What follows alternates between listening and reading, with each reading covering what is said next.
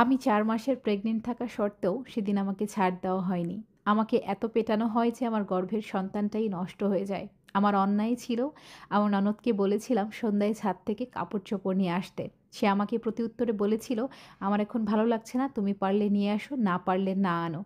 তো প্রতিউত্তরে আমি তাকে বলেছিলাম যে, "তুমিও তো একটা মেয়ে, কোনো একদিন তুমিও মা হবে, নিশ্চয়ই কোনো একটা বাড়ির বউ হবে। সেদিন তো তোমারও শরীর খারাপ লাগতে পারে।" পরবর্তীতে আমার ননদ আমার শাশুড়ির কাছে গিয়ে এই কথাগুলো নালিশ করে এবং আমার হাসব্যান্ড বাসায় আসার পরে তারা ৩ জন একই রুমে কথা বলার পরে হঠাৎ এসেই আমাকে বেধড়ক মারধর শুরু করে। একটা পর্যায়ে আমি সেন্সলেস হয়ে যাই। আমার পাশের ভাড়াটিয়া আমাকে হসপিটালে নিয়ে গিয়ে ভর্তি করে।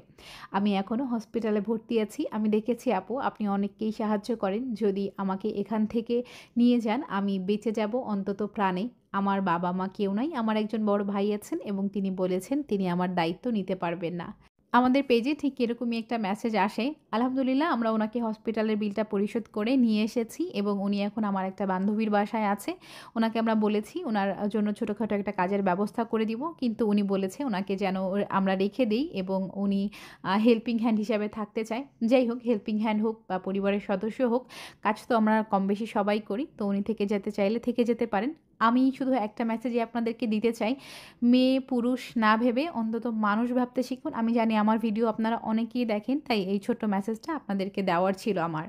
আপনারা সবসময় আমাকে প্রশ্ন করেন আমি এত ভালো, ভালো রান্না করার পরও কিভাবে এত স্লিম থাকি। আমি এই দুটো ফুড সাপ্লিমেন্ট সবসময় আমার খাদ্য তালিকায় রাখি। যারা আমার মতো একদমই কম খেলে খুব দ্রুত ওজন বেড়ে যায়, তারা তাদের খাদ্য তালিকায় রাখতে পারেন। এটা শরীরের অতিরিক্ত চর্বির সাথে মিশিয়ে সেটাকে বার্ন করার মাধ্যমে ওজন কমায় এবং কন্ট্রোলে রাখতে সাহায্য করে। এটা বেশ কিছু মূল্যবান উপাদান দিয়ে তৈরি, তাই বডিতে সহজেই অ্যাডজাস্ট হয়ে যায় এবং এটা বিএসটিআই দ্বারা অনুমোদিত হওয়ার কারণে কোনো প্রকার কোনো সাইড ইফেক্ট নাই। খাবারের নিয়মটা আপনাদের সঙ্গে শেয়ার করছি। ১ গ্লাস পানিতে ১ চামচ সাপ্লিমেন্ট দিয়ে ১ ঘন্টা ভিজিয়ে রাখবেন। পরবর্তীতে ছাঁকনির সাহায্যে ছেঁকে লেবু এবং আদার রস মিশিয়ে খেয়ে নিবেন। আমি শেকেভিনিউ থেকে প্রোডাক্টটা নিয়েছি। ক্যাপশনে ওনাদের পেজটা ট্যাগ করা থাকবে। চাইলে কিন্তু আপনারাও অর্ডার করতে পারেন। আজ রান্না করতে, করতে আপনাদের সঙ্গে কিছু কথা শেয়ার করেছি। শুধুমাত্র উনি মেয়ে সেজন্য না। আমি একজন মানুষ হিসাবে কথাগুলো শেয়ার করেছি। পুরুষ হোক কিংবা মহিলা হোক, দিন শেষে আমরা তো মানুষ, তাই না? একটা মানুষ হয়ে একটা মানুষের পরে এই পরিমাণ অত্যাচার কিভাবে করি যে সে তিক্ততার যন্ত্রণায় সেখানে আর ফিরেই যেতে চায় না।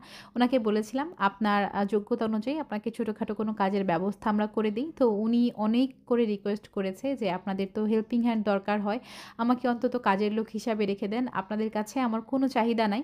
তো আমার নিজের বাসায় যেহেতু হেল্পিং হ্যান্ড আছে, আমার পক্ষে তো ওনাকে রাখা সম্ভব না। আমার ফ্রেন্ডের ছোট বাচ্চা আছে। তো আমার ফ্রেন্ড বলেছে, "আপনি আমার পরিবারের সদস্য হিসাবেই আমাদের বাসায় থাকবেন।"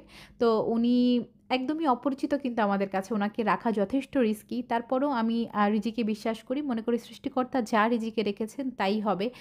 এবং উনাকে অন্তত একটা সুস্থ স্বাভাবিক জীবন দিতে পারলে আমার জীবনে মনে হবে আমি অনেক কিছু করে ফেলেছি। নিজেকে খুবই ভাগ্যবতী মনে হবে যে অন্তত একটা মানুষের জীবনটা আমি সেভ করতে পেরেছি। উনার জন্য দোয়া করবেন। উনি একটু এখনো অসুস্থ আছে। উনি যেন খুব দ্রুতই সুস্থ হয়ে যায়।